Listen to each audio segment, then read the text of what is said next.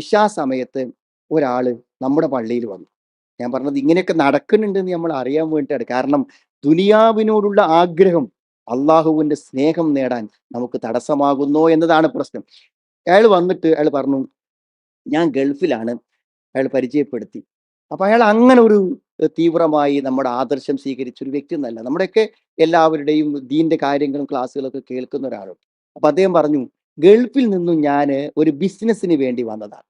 അപ്പൊ ആ ബിസിനസ്സിൽ ഇൻവെസ്റ്റ് ചെയ്യാൻ വേണ്ടി ഒരു 40 ലക്ഷം രൂപ വെച്ചിട്ട് ഞാനിപ്പോ ഇവിടെ വന്നു. വന്നിട്ട് കുറച്ച് ദിവസമായി. ഇപ്പൊ ഞാൻ എറണാകുളം പല സ്ഥലത്തും ഒരു ബിസിനസ് തുടങ്ങാൻ വേണ്ടി അന്വേഷിച്ചു. അപ്പൊ എൻ്റെ ഒരു എക്സ്പീരിയൻസ് പ്രകാരം ഇവിടെ ഒരു ബിസിനസ് ഞാൻ തുടങ്ങിയാൽ ആ പൈസ പോകുമെന്ന് എനിക്ക് മനസ്സിലായി. ഇവിടുത്തെ ഒരു അവസ്ഥ മനസ്സിലാക്കി. അപ്പൊ ഞാൻ എന്ത് വെച്ചാൽ ഈ 40 ലക്ഷം എന്നാ തിരിച്ചു പോവല്ലേ, എനിക്ക് സമയമായി. അപ്പൊ തിരിച്ചു പോകുമ്പോൾ ഈ 40 ലക്ഷത്തിന് ഒരു പള്ളി ഉണ്ടാക്കിയാണ് പോവാ ഞാൻ തീരുമാനിച്ചു. നിങ്ങളൊരു സ്ഥലം കാണിച്ചു തരും. പള്ളിക്ക് പെർമിഷൻ കിട്ടിയ ഒരു സ്ഥലം കാണിച്ചിരുന്നു. നിങ്ങളൊന്ന് ചിന്തിക്കു, നമ്മളെ വെച്ചൊന്ന് ചിന്തിക്കും നിങ്ങൾ. 40 ലക്ഷം രൂപ ഇവിടെ ഒരു ബിസിനസ്സിൽ ഇൻവെസ്റ്റ് ചെയ്യാൻ വേണ്ടി കൊണ്ടുവന്നിട്ട് തിരിച്ചു പോണത് വരെ ബിസിനസ്സിന് ഒരു അവസരം കാണാതെ വന്നപ്പോൾ അയാൾ അത് എന്ത് ചെയ്തു, നേരെ ഒരു പള്ളിക്ക്, ആ പള്ളി പണി കഴിഞ്ഞു, ഇപ്പൊ നമ്പർ ഇടാൻ വേണ്ടി നിൽക്കുകയാണ്. ആ പള്ളിക്ക് നമ്മൾ സ്ഥലം കാണിച്ചു കൊടുത്തു. ആ സ്ഥലം ഇഷ്ടപ്പെട്ടു. അള്ളാഹു അത് കബൂൽ ചെയ്യട്ടെ, സ്വീകരിക്കട്ടെ. അയാൾ ആഗ്രഹിച്ച പ്രതിഫലം അള്ളാഹു നൽകട്ടെ. ഇതാ അത് അതാരാണ് തന്നത് എന്ന് ആ തന്ന ഞങ്ങൾ ഒന്ന് രണ്ട് പേർക്ക് അറിയുന്നല്ലാതെ അയാൾക്ക് ഒരിക്കലും, അയാൾ ആ സൈറ്റിൽ അയാൾ അന്ന് പോയതാണ് ഗൾഫിക്ക്. അയാൾ ഇതുവരെ എന്ത് ചെയ്തിട്ടില്ല, ഇവിടെ വന്നിട്ട്. നീ അറബിയാന്ന് വിചാരിക്കേണ്ട, നല്ല പച്ച മലയാളി തന്നെയാണ് അയാളുടെ. ചിലപ്പോൾ അങ്ങനെ ഒരു സമാധാനത്തേക്ക് നമ്മൾ എത്തും. ചിലപ്പോൾ ഒരു അറബിയാൾ ആരെങ്കിലും ഒക്കെ അയക്കും. ഈ ആരായിരുന്നാലും അയാൾ എന്താ അറിയൂ, സ്വർഗത്തിലൊരു വീടാണ് സുഹൃത്തുക്കളെ ഉദ്ദേശിക്കുന്നത്. അപ്പൊ അദ്ദേഹത്തിന്റെ ഒരു വീട് പണി നടക്കുകയാണ്. സ്വർഗത്തിലേക്കുള്ള ഒരു വീട് പണി അയാൾ ഇവിടെ ആരംഭിക്കുകയാണ്. അതാണ് മനസ്സ്. അപ്പോ അങ്ങനെ ചിന്തിക്കാൻ സുഹൃത്, വിരക്തി, ഈ ഭൗതിക ജീവിതത്തോടുള്ള വിരക്തി നമുക്ക് എന്തെങ്കിലും ദീനിനു വേണ്ടി പ്രവർത്തിക്കാനും കൊടുക്കാനും ചെയ്യാനും നമ്മുടെ മനസ്സിന് തോന്നുക എന്നുള്ളതാണ്. ഇത് ഞാൻ ഒറ്റപ്പെട്ട സംഭവങ്ങളായിട്ട് പറയല്ല. ധാരാളം സംഭവങ്ങളും അനുഭവങ്ങളും നമ്മുടെയൊക്കെ ജീവിതത്തിൽ നമുക്ക് എന്ത് ചെയ്യും പറയാൻ പറ്റും. ഒരു സ്ഥലത്ത് ഒരു പ്രൊജക്ട്, ഒരു പള്ളിക്ക് വേണ്ടി ഞങ്ങൾ കുറെ കാത്തുനിന്ന് അവിടെ പള്ളി വരാൻ ഒരു നിലക്ക് പറ്റില്ല. അവസാനം ഒരാൾ പറഞ്ഞു, ഒരു പള്ളി അവിടെ തരാം. അപ്പൊ പള്ളി തരാന്ന് പറഞ്ഞപ്പോ അയാൾ ഒരിക്കലും ഒരു പള്ളി ഉണ്ടാക്കൂല. കാരണം അയാൾ ഒരു ദായിയാണ്, ഒരു പ്രബോധകനാണ്. അയാൾ ഒരു ദായി എന്നുള്ള നിലക്ക് തന്നെ പ്രബോധന കാര്യങ്ങളെ കൊണ്ട് കിട്ടുന്ന ചില വരുമാനം കൊണ്ടാണ് ജീവിക്കുന്നത്. അപ്പൊ അദ്ദേഹം അങ്ങനെ ചെയ്യുമെന്ന്. പക്ഷെ അവസാനം ആ പള്ളി പണി പൂർത്തിയായപ്പോൾ ആണ് നമ്മൾ മനസ്സിലായത് അയാൾ കൊടുത്ത, അയാളെ ഗൾഫ് ജീവിതത്തിൽ അയാൾ വർഷങ്ങളായി സമ്പാദിച്ച സംഖ്യ കൊണ്ടാണ് അയാൾ ആ പള്ളി ഉണ്ടാക്കുന്നത്. അപ്പൊ സുഹൃത്തുക്കളെ, സുഹൃത് ഇനി നമ്മൾ പ്രേരിപ്പിക്കണം, അള്ളാഹുവിന്റെ ഇഷ്ടം നമുക്ക് കിട്ടാൻ. അപ്പോ നമ്മുടെ മക്കളെ ഇഷ്ടം കിട്ടാൻ നമ്മൾ ചെയ്യൂലേ? മക്കളെ ഇഷ്ടം കിട്ടാൻ നമ്മൾ ചെയ്യൂലേ സുഹൃത്തുക്കളെ? മൂത്ത മകനെ നമ്മുടെ പറമ്പിന്റെ ഏറ്റവും കണ്ണായ സ്ഥലം കാണിച്ചു കൊടുത്തിട്ട് നമ്മൾ എന്തേ പറഞ്ഞു, അവിടെ നീ ഒരു വീട് വെച്ചോ. ബാക്കി മക്കളെ സമ്മതം കൂടി നമ്മൾ നോക്കിയിട്ടില്ല. ആ വീട് വെച്ചോന്ന് അവനോട് പറഞ്ഞിട്ട് ആ വീടിന്റെ പണി പൂർത്തിയാകുന്നത് വരെ ആ മുറ്റത്ത് നമ്മൾ ഉണ്ടായിരുന്നു. വയസ്സാം കാലത്ത് ഒരു മകനും കൂടി വീട് വെച്ച് പോകാന്നാ നമ്മളൊക്കെ ആഗ്രഹിച്ചത്. ആയിക്കോട്ടെ, മക്കൾക്ക് വീടുണ്ടായിക്കോട്ടെ. എന്നാൽ ഈ നാട്ടിലൊരു പള്ളി ഇല്ലല്ലോ, പെണ്ണുങ്ങൾക്ക് വരാൻ നിസ്കരിക്കാൻ ഒരു സ്ഥലമില്ലല്ലോ, ആളുകൾ മലയാളത്തിൽ ഖുതുബ കേൾക്കുന്നില്ലല്ലോ. അതുകൊണ്ട് എൻ്റെ പറമ്പിൽ ഒരു പള്ളിയാവട്ടെ. ആ പള്ളിപ്പണി ആദ്യാവസാനം വരെ നിന്ന് പണിയെടുപ്പിച്ചിട്ട് നമുക്ക് പോകാൻ പറ്റിയത് വലിയ സന്തോഷമല്ലേ? ക്യാൻസർ വന്ന വാപ്പനെ ഒന്ന് പോയിട്ട് സമാധാനിപ്പിക്കുകയും എന്ന് എൻ്റെ സുഹൃത്ത് ഗൾഫിൽ നിന്ന് വിളിച്ചു പറഞ്ഞു. അപ്പൊ ഞാൻ പോയി. അപ്പൊ ഇങ്ങനെ വരാന്തയിൽ സംസാരിച്ചിരിക്കുകയാണ് അയാളോട്, ഇങ്ങനെ ആശ്വസിപ്പിക്കുകയാണ്. അയാൾ ഏകദേശം അതിന്റെ അവസാന സ്റ്റേജിലാണ്. അപ്പൊ അദ്ദേഹത്തിന് ഇങ്ങനെ ധൈര്യം കൊടുക്കാൻ ഇങ്ങനെ ശ്രമിച്ചപ്പോ അദ്ദേഹം വികാരധീനനായി എന്നോട് പറഞ്ഞു, ഞാൻ ഒറ്റക്കുള്ളൂ, ദാ മൗലവിയാണ്ട് നോക്കി. അപ്പൊ അപ്പുറത്തേക്ക് നോക്കിയപ്പോ അവിടെ മനോഹരമായ ഒരു പള്ളി, അതിന്റെ സ്ഥലത്താണ് ഞാനാണ് ആ പള്ളി ഉണ്ടാക്കിയത്. മനസ്സിലെ, അതിന്റെ ഒന്നാമത്തെ ജുമായുടെ വികാരധീനമായ സന്ദർഭങ്ങളെ അദ്ദേഹം എനിക്ക് വിശദീകരിച്ചു. ഇവിടെ ഞാൻ ഒന്നാമത്തെ ഒരു പരിപാടി തൗഹീദിന് വേണ്ടി വെച്ചപ്പോൾ ഈ നാട്ടുകാർ എന്നോട് ചെയ്ത ക്രൂരതകളെ കുറിച്ച് അയാൾ അയവിറക്കി. അയാൾക്കൊന്നും പേടിക്കണ്ട. അയാൾ പറഞ്ഞു, കഴിഞ്ഞ വെള്ളിയാഴ്ചയും ആ പള്ളിയിൽ പോയി ഞാൻ രോഗിയാണെങ്കിലും നിസ്കരിച്ചു വന്നിട്ടുണ്ട് ജുമാ. അതൊക്കെ മരിക്കാനുള്ള ധൈര്യമാണത്. ഈ ദുനിയാവിനോടുള്ള വിരക്തി, അള്ളാഹുവിന്റെ ഇഷ്ടം നേടാൻ എന്തെങ്കിലും കൊടുക്കാനും ചെയ്യാനുമുള്ള മനസ്സ്, അവിടേക്ക് നമ്മൾ എത്തുമ്പോൾ അള്ളാഹുവിന്റെ സ്നേഹം നമുക്ക് ലഭിക്കും. പണ്ഡിതന്മാർ വിശദീകരിച്ചിട്ടുണ്ട്, അള്ളാഹിന്റെ സ്നേഹം കിട്ടിയോ അല്ലേന്ന് ഒരാൾക്ക് അറിയാനുള്ള അലാമത്തുകൾ, അടയാളങ്ങൾ, അത് അള്ളാഹുവും റസൂലും പറഞ്ഞ കാര്യങ്ങൾ വെച്ചിട്ട് തന്നെ പണ്ഡിതന്മാർ ഒന്ന് തൗഫീഖുൽ ഈമാൻ, ഒന്ന് അള്ളാന്റെ ഇഷ്ടം കിട്ടിയ ആൾക്കാർക്ക് അന്ന് ദീന് നേരെ കൊണ്ടടക്കാനുള്ള ഒരു സാഹചര്യം അല്ല കൊടുക്കും. അള്ളാഹ്ക്ക് ഇഷ്ടപ്പെട്ടവൻ എന്ത് ചെയ്യും? ഓൻ ദീനിന്റെ രംഗത്ത് ഒരു നല്ല നിലക്ക് നിസ്കരിക്കാനും നോമ്പ് വിൽക്കാനും ദീനനുസരിച്ച് പോകാനുമുള്ള ഒരു സാഹചര്യം അള്ളാഹ് ഉണ്ടാക്കി കൊടുക്കും. നല്ലൊരു മുസ്ലിമായി മുഅ്മിനായി ജീവിക്കാനുള്ള തൗഫീഖ് അള്ളാഹ് ഒരുക്കി കൊടുക്കും. അതിനുള്ള അവസരം, അതിനുള്ള ഒരു ചുറ്റുപാട് നാട്ടിലും വ്യക്തി ജീവിതത്തിലും കുടുംബത്തിലും എല്ലാം അയാൾക്ക് ഉണ്ടാകും. അത് അള്ളാഹ് കൊടുക്കുന്ന ഒരു അവസരമാണ്. നമ്മൾ അങ്ങനെ ആഗ്രഹിക്കുമ്പോൾ നമുക്ക് കിട്ടുന്ന ഒരു കാര്യമാണെന്നാണ്. ഇന്നല്ലാഹ ഖസ്സമ ബൈനക്കും അഖ്ലാഖക്കും, നിങ്ങൾക്കുള്ളത് അള്ളാഹു നിങ്ങൾക്കിടയിൽ വീതിച്ചു. കമാ ഖസ്സമ ബൈനക്കും അർസാഖക്കും, നിങ്ങൾക്കുള്ള ഭക്ഷണങ്ങൾ വീതിച്ചതുപോലെ തന്നെ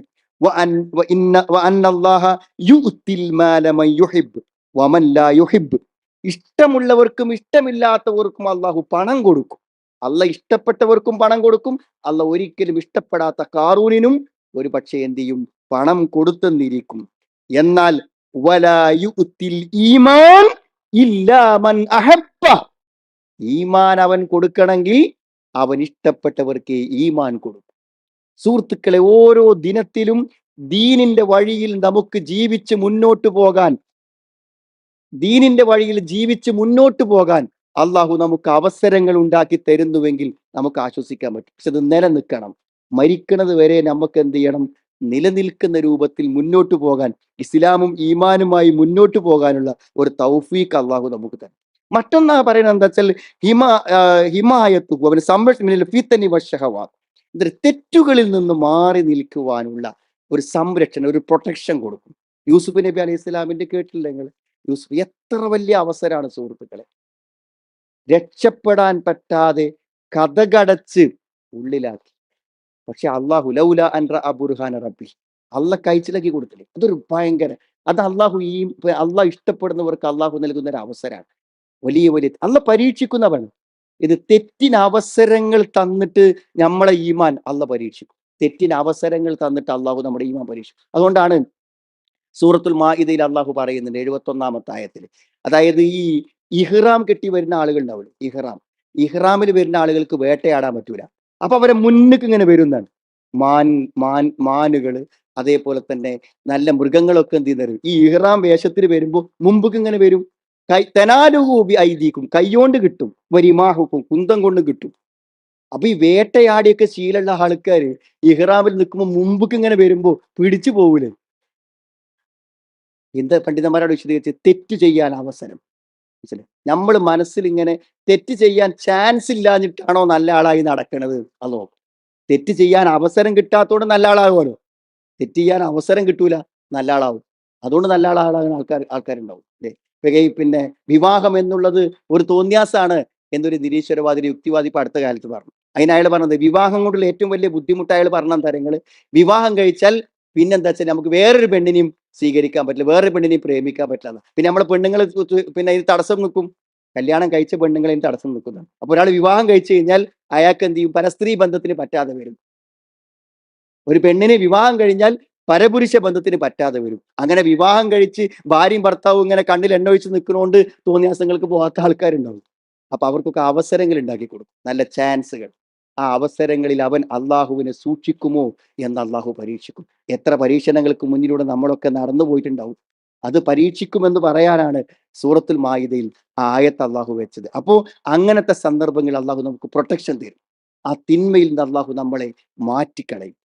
അത് അള്ളാഹു ഇഷ്ടപ്പെടുന്നവർക്ക് നൽകുന്ന ഒരു കാര്യമാണ്. അള്ളാഹുവിലേക്ക് സാമീപ്യം സിദ്ധിച്ചവർക്ക് അള്ളാഹു നൽകുന്ന ഒരു കാര്യമാകുന്നതാണ്. അവരിൽ നിന്ന് അള്ളാഹു ആ തിന്മകളെ മാറ്റിക്കളയും. മറ്റൊരു ലക്ഷണം പറഞ്ഞത് എന്താന്ന് വെച്ചാൽ, നമ്മളെ അള്ളാഹു നന്നായി പരീക്ഷിക്കും, കഠിനമായി പരീക്ഷിക്കും. അപ്പൊ പരീക്ഷണങ്ങളും ബുദ്ധിമുട്ടുകളും വരുമ്പോൾ ആൾക്കാരെന്താ വിചാരിക്കാം?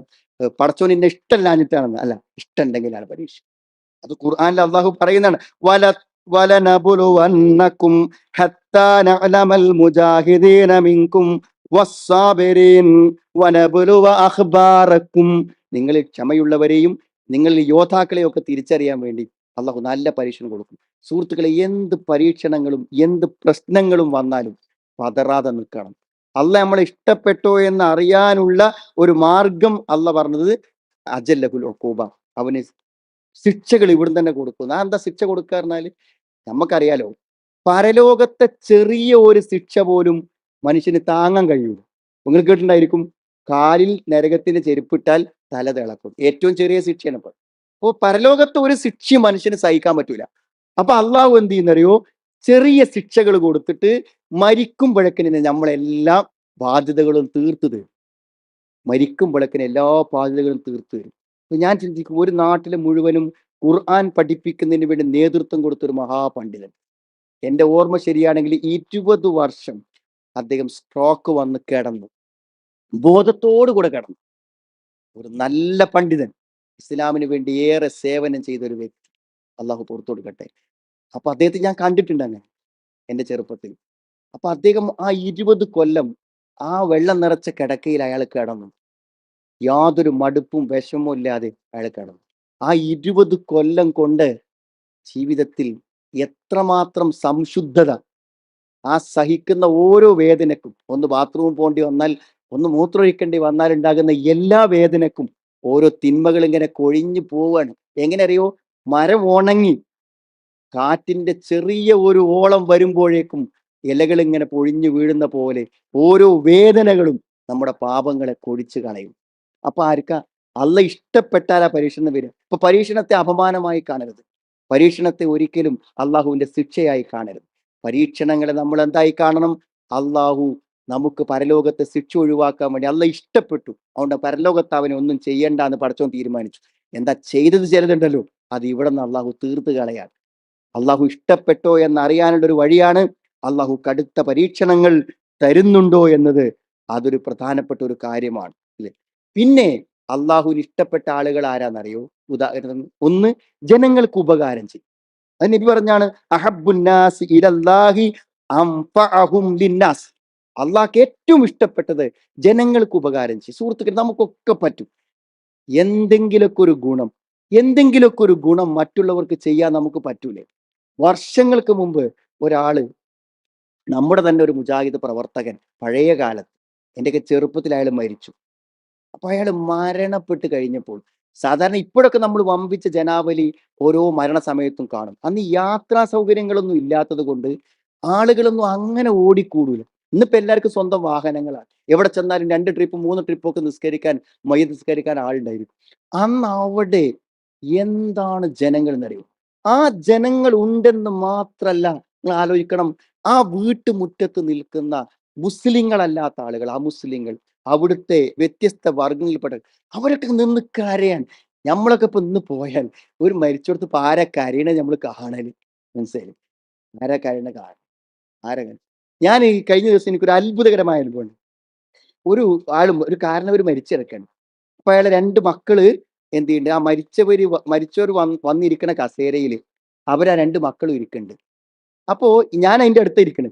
അപ്പൊ തൊട്ടപ്പുറത്ത് ഒരാൾ വന്നപ്പോ അയാളോട് ഈ മരിച്ച വ്യക്തിയുടെ മകൻ ചോദിക്കണം, എന്താ അറിയോ, ഞങ്ങൾ കുറച്ച് കപ്പ കൊടുത്തേ, കപ്പ നിങ്ങൾ എന്താ പറയാല്ലോ, മരച്ചീനി, അത് നിങ്ങൾക്ക് പിന്നെ എന്ത്, അത് നല്ല ടേസ്റ്റ് ഉണ്ടായിരുന്നു.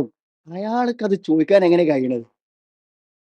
ഒരു 80 കൊല്ലം അയാളെ പോറ്റി വളർത്തിയ വാപ്പ അവിടെ കിടക്കുമ്പോൾ അടുത്ത് വന്നിരിക്കുന്നവരോട് ആ വിശേഷം ചോദിക്കാൻ അത്രേ ഉള്ളൂ സുഹൃത്തുക്കൾ. ഞാൻ എല്ലാരെ കുറിച്ചും പറയാനല്ല. എന്നാ നോക്ക് നിങ്ങൾ, ഒരു ബന്ധമില്ലാത്തവൻ അവിടെ കരഞ്ഞു കിടക്കുന്നത് എന്തോട്ട് അറിയുള്ളൂ, അയാൾക്ക് കിട്ടിയ ഉപകാരങ്ങൾ മനസ്സിൽ ഓർമ്മയുണ്ട്. നമ്മളെ കുറിച്ച് നമ്മുടെ മയ്യത്ത് കിടത്തുമ്പോൾ നമ്മളെ കൊണ്ട് എന്ത് പ്രയോജനം കിട്ടി എന്ന് അവര് പറയും. നിങ്ങളെ കൊണ്ട് ഒരു പ്രയോജനം കിട്ടിയവൻ എല്ലാ വെള്ളക്കെട്ടുകളും താണ്ടി നിങ്ങളുടെ മയ്യത്തിന് പിന്നിൽ വന്ന അള്ളാഹു മഗ്ഫിർ ലഹു എന്ന് പറയും. ആ വന്നവർക്കൊക്കെ ഒരു പ്രയോജനം കിട്ടിയിട്ടുണ്ട്. വാക്കുകൊണ്ടോ ജീവിതം കൊണ്ടോ എന്തെങ്കിലും നൽകാൻ നമുക്ക് പറ്റുമോ എന്ന് ആലോചിക്കണം. അള്ളാഹുവിന് ഏറ്റവും ഇഷ്ടമുള്ളവൻ ജനങ്ങൾക്ക് ഏറ്റവും ഉപകാരമുള്ളവനാണ്. അപ്പൊ അള്ളാഹിന് ഇഷ്ടം കിട്ടാനുള്ള മാർഗം എന്താ? നമ്മളെ കൊണ്ട് ആളുകൾക്ക് പ്രയോജനം വേണം സുഹൃത്തുക്കൾ. എന്തെങ്കിലും നമ്മൾ ഉണ്ടല്ലോ എന്ന ഒരു സമാധാനം എത്ര പേർക്കുണ്ട്? നമ്മൾ ഉണ്ടല്ലോ എന്ന സമാധാനം എത്ര പേർക്കുണ്ട്? അതാണ് നമ്മുടെ വിജയം. അത് നമുക്ക് സാധിക്കണം. ആശ്വാസം കൊണ്ടോ പണം കൊണ്ടോ സാന്നിധ്യം കൊണ്ടോ ആർക്കെങ്കിലും. അഹബ്ബുന്നാസി ഇലല്ലാ അൻഫഉഹും ലിന്നാസി. ജനങ്ങൾക്ക് ഏറ്റവും ഉപകാരമുള്ള ആളാണ് അള്ളാഹുവിന് ഏറ്റവും ഇഷ്ടമുള്ള ആള് എന്നാണ്. പിന്നെ അള്ളാഹ് ഇഷ്ടപ്പെട്ടാൽ ഹുസ്നുൽ ഖാത്തിമത്ത് കൊടുക്കും, നല്ല മരണം. എന്താ നല്ല മരണം എന്ന് പറഞ്ഞാൽ? നല്ല മരണം എന്ന് പറഞ്ഞാൽ സുഹൃത്തുക്കളെ, നല്ല മരണം എന്ന് പറഞ്ഞാൽ കള്ളുടിച്ചിട്ടോ തോന്നിയാസം ചെയ്തിട്ടോ വേണ്ടാത്തരം ചെയ്യുമ്പോഴോ മറന്നു വീടുണ്ടല്ലോ, അതാണ് ഏറ്റവും മോശപ്പെട്ട മരണം. നല്ലൊരു പ്രവർത്തനം ചെയ്തുകൊണ്ടിരിക്കെ മരിക്കണത് നല്ലതന്നെ. നിസ്കരിക്കുമ്പോൾ ഒരാൾ മരിച്ചു, നോമ്പുകാരനായി മരിച്ചു, ജുമാക്ക് പങ്കെടുക്കും മരിച്ചു, സുജൂദിൽ പോയി കിടക്കും മരിച്ചു. നല്ലൊരു മരണം അള്ളാഹു നല്ല ആളുകൾക്ക് നൽകും. നല്ലൊരു സാഹചര്യം ദീനിനെ കുറിച്ച് ചിന്തിക്കാനും ഈമാനോടുകൂടി ആലോചിക്കാനൊക്കെ പറ്റുന്ന നല്ലൊരു സാഹചര്യം കിട്ടും. അതുകൊണ്ട് ആരെങ്കിലും എവിടെയെങ്കിലും കിടന്ന് മരിച്ചാൽ അത് നല്ലതല്ല എന്നല്ല, അവരെ മനസ്സിലും അവരുടെ ചുറ്റുപാടിലും ആ ഒരു ദീനുണ്ടാവും. ഇനിയിപ്പോ ഒരു അസുഖം വന്നാൽ, സാധാരണ മാരകമായ ക്യാൻസർ എന്ന് വന്നാൽ വാപ്പാനെ അറിയിക്കേണ്ടെന്നാ പറയാ, ഡോക്ടർമാരും അതന്നെ പറയാൻ തോന്നുന്നുണ്ട്. അറിയിക്കേണ്ട, ആകെ ടെൻഷൻ ആവുന്നതാണ്. അപ്പോ കഴിഞ്ഞ ദിവസം ഞാൻ ഒരു ക്യാൻസർ രോഗിനെ കാണാൻ വേണ്ടി അവിടെ ഒരു പരിപാടി ഉണ്ടായിരുന്നു. അപ്പൊ ആ പരിപാടിക്ക് കുറച്ച് നേരത്തെ പോയിട്ട് അയാളടുത്ത് പോയി. നമുക്ക് പറയുന്ന ഒരു സുഹൃത്താണ് അദ്ദേഹം. അപ്പൊ അയാളെ കണ്ടു. അപ്പൊ അദ്ദേഹത്തിന്റെ അടുത്ത് വന്നിട്ട് ചോദിച്ചു, എന്തെങ്കിലും എനിക്ക് പറഞ്ഞു തരും എന്ന് അദ്ദേഹം എന്നോട് പറഞ്ഞു.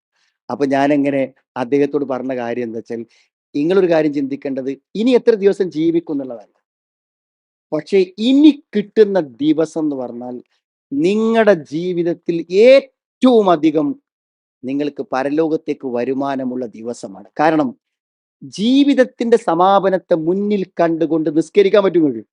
ജീവിതത്തിന്റെ സമാപനത്തെ മുന്നിൽ കണ്ടുകൊണ്ട് ഇസ്തിഗ്ഫാർ നടത്താൻ പറ്റും നിങ്ങൾക്ക്.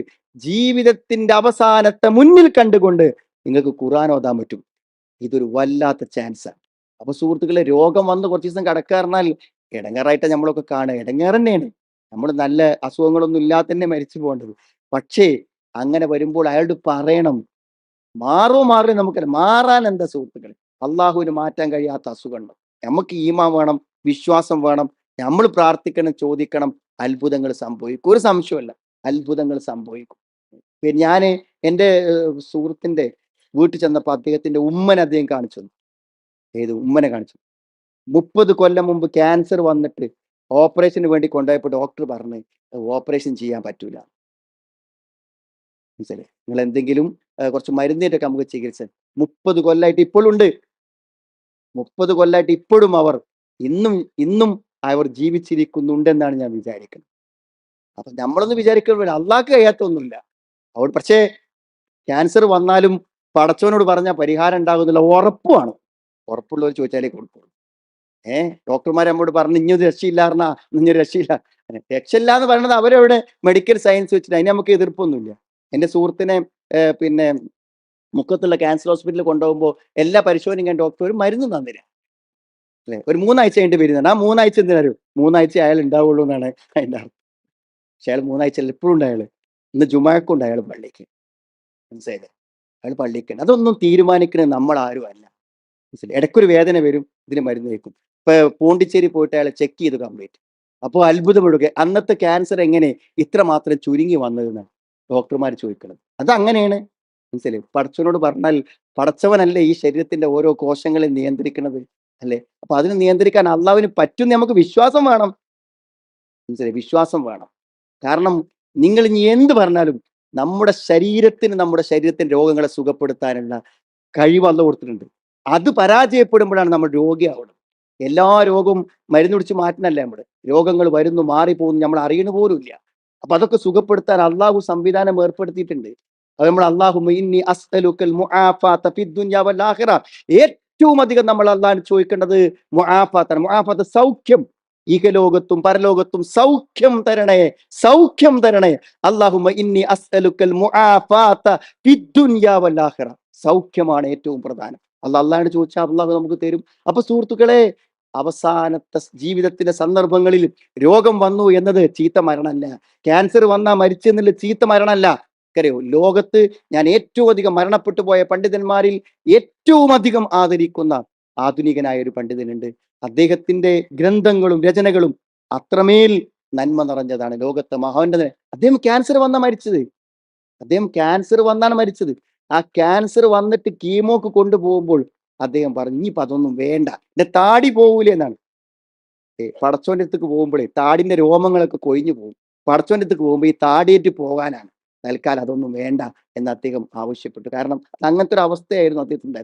അത്ര വലിയ പ്രഗത്ഭനായിട്ടൊരു പണ്ഡിതനാണ്. അപ്പൊ സുഹൃത്തുക്കളെ, രോഗം എന്നതിന് ഒരു ചീത്ത മരണത്തിന് ലക്ഷണമല്ല.